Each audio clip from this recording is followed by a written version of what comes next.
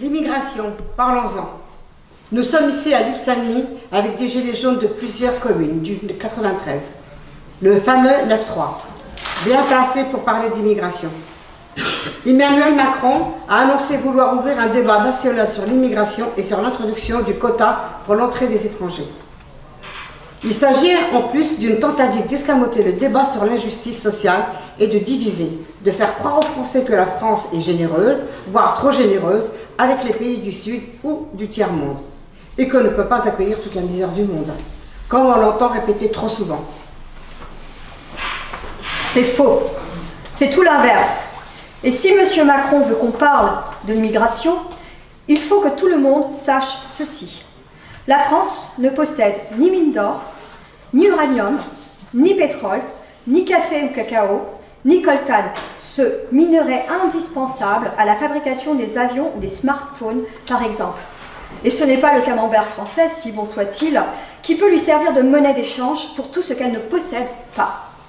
Alors la France a recours au pillage et à l'échange inégal. Après l'esclavage et la colonisation, la France continue à voler les ressources de nombreux continents, dont l'Afrique, en leur imposant des traités aberrants, des cultures intensives pour l'exportation, source de famine pour des millions de paysans et leurs familles, et en imposant des guerres. Il faut aussi parler des fameux biocarburants présentés comme écologiques. Les biocarburants ont ruiné l'agriculture de très nombreux pays du Sud. Ils nous sont vendus comme une source d'énergie alternative propre. Mais sait-on que pour produire ces agrocarburants, on brûle des millions d'hectares de cultures agricoles, une véritable tragédie pour les petits paysans et les éleveurs, notamment en Afrique. Et la production des agrocarburants nécessite beaucoup d'eau. Il en faut 4000 litres pour obtenir ne serait-ce qu'un litre de bioéthanol. Le réservoir d'une voiture de taille moyenne fonctionnant en bioéthanol contient 50 litres. Pour fabriquer 50 litres de bioéthanol, il faut détruire 358 kg de maïs. Avec 358 kg de maïs, un enfant zambien ou mexicain vit une année entière. Même chose avec l'huile de palme utilisée pour la fabrication de agrodiesel. Au Cameroun, c'est le groupe français Bolloré qui a fait main basse sur une grande partie du palmeraie. Il a signé un bail de 60 ans en 2000 sur 58 000 hectares de terre pour produire de l'huile de palme et détruit pour cela des forêts primaires qui sont un des principaux puits de carbone de la planète après l'Amazonie.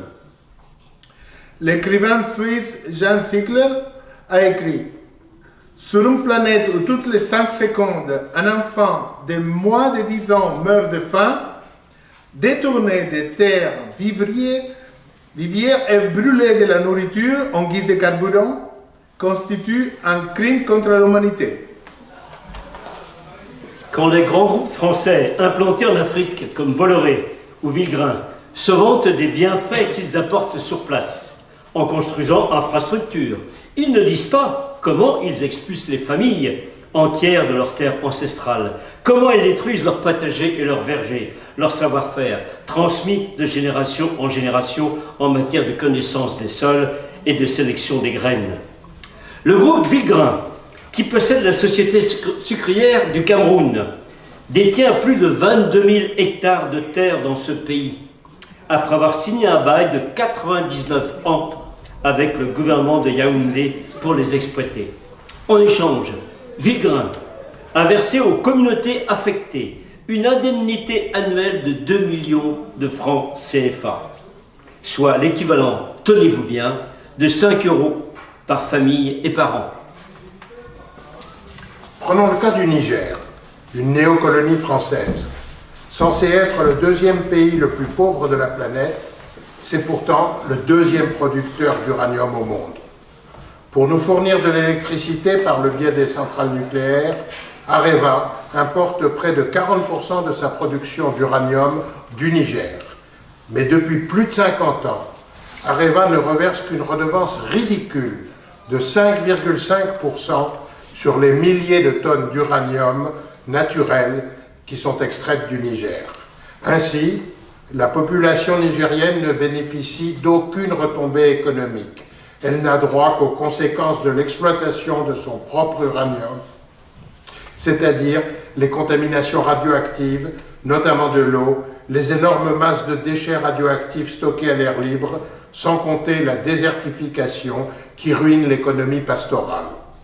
Areva a déjà épuisé à 70% l'aquifère carbonifère des régions qu'elle exploite dans ce pays, à raison de 22 000 mètres cubes d'eau par jour, et cela depuis plus de 40 ans. Ajoutons que la ruine du Niger ne concerne malheureusement pas que l'uranium. Avec ses 20 millions de têtes de bétail, le pays pourrait en fait connaître une relative prospérité. Mais voilà, le Fonds monétaire international, le FMI, a imposé la fermeture des services vétérinaires locaux afin d'ouvrir le marché aux multinationales étrangères.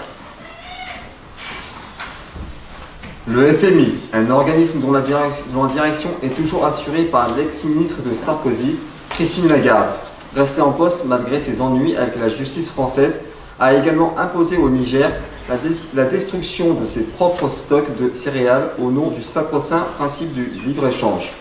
Conséquence, plus de stocks pour faire face aux aléas, et la famine attaque désormais ce pays africain tous les 2 ans. Qu'on ne s'étonne pas ensuite si les Touaregs se révoltent contre cette situation ou si des Nigériens essaient d'émigrer. Prenons un autre exemple, celui du Sénégal.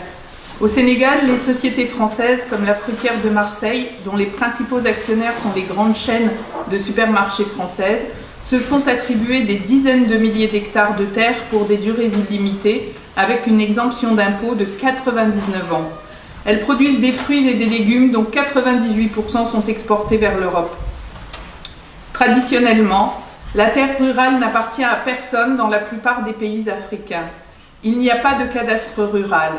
Les communautés paysannes possèdent un droit d'usufruit illimité des terres qu'elles occupent. Mais par d'obscures négociations qui se déroulent à Dakar entre l'État et les multinationales françaises et étrangères, les paysans se retrouvent dépossédés de leurs terres avec la complicité de fonctionnaires sénégalais grassement récompensés.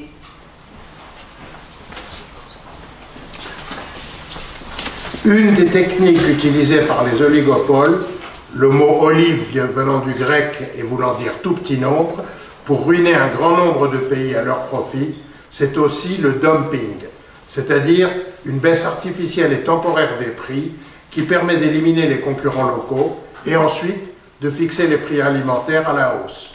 Tout ceci avec l'aide de fortes subventions de la part de l'Union européenne à nos industriels de l'agroalimentaire.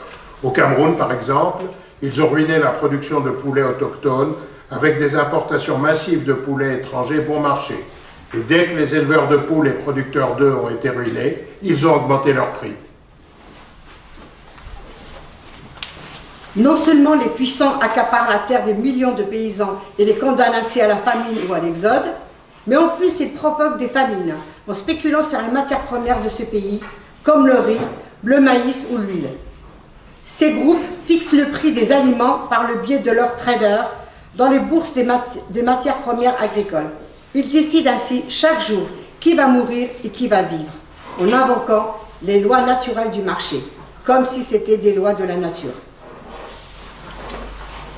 La planète croule sous les richesses. La production alimentaire n'est pas déficiente, mais des millions d'êtres humains sont acculés à la mort ou à l'émigration par la loi du profit maximum pour quelques-uns.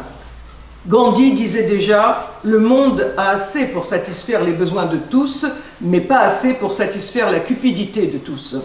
Monsieur Macron pourrait-il introduire dans le débat public la possibilité d'interdire la spéculation sur les denrées alimentaires, ou bien est-ce, comme l'impôt sur la fortune, patouche? Il paraît que l'Afrique a une dette envers la France depuis son indépendance.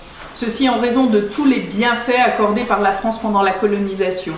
14 pays africains sont obligés de déposer plus de 60% de leurs réserves sur un compte d'opération à la Banque de France à Paris. 10 milliards d'euros bloqués qui ne peuvent pas servir au développement de ces pays. Et l'Afrique est en plus maintenue dans l'esclavage monétaire avec le franc CFA qui lui est imposé et qui vaut 650 fois moins qu'un euro. Un beau tour de passe-passe, non ? Le franc CFA est la seule monnaie héritée d'un système colonial encore en vigueur dans le monde. Les billets sont d'ailleurs imprimés dans 2 usines françaises.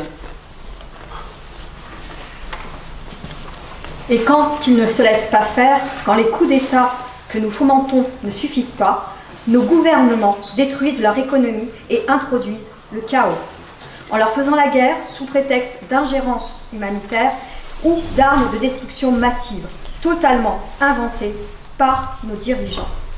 C'est le cas de l'Irak, du bombardement de sa population civile et de l'embargo économique qui a entraîné la mort de 550 000 enfants irakiens de 1996 à 2000. À cause de l'interdiction d'importation de nourriture, de médicaments et d'autres biens vitaux, sous prétexte de punir Saddam Hussein. On pourrait citer bien d'autres exemples en Afghanistan, en Libye ou en Afrique, qui ont poussé à l'émigration, cette émigration sur laquelle on propose maintenant d'instaurer des quotas. Il y a un proverbe africain qui dit « Les murs les plus puissants s'écroulent par leurs fissures ». Alors, comme le propose Jean Ziegler, provoquons-en des fissures pour interdire la spéculation boursière sur les aliments de base, la fabrication de biocarburants à partir de plantes nourricières, pour protéger les paysans qui représentent la moitié de la population mondiale contre le vol des terres et pour préserver l'agriculture vivrière. La volonté des États n'existe pas. M. Macron n'ouvrira pas le débat sur ce sujet.